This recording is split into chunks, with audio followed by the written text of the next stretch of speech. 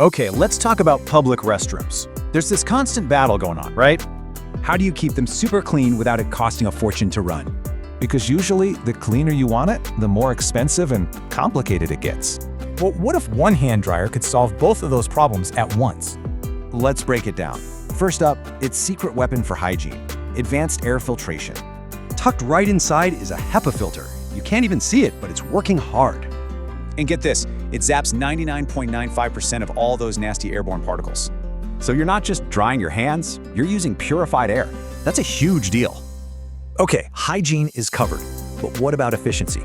This part is brilliant. The whole unit just plugs into a backplate. This simple idea is a total game changer. Seriously, just one screw and the unit pops right off. No electrician needed.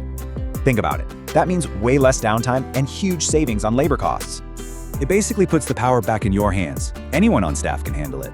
And it's not just about that. It's also super fast, energy efficient, and quiet. All of this makes it absolutely perfect for really busy places like these. So you get top-notch performance, and it looks great on the wall, too.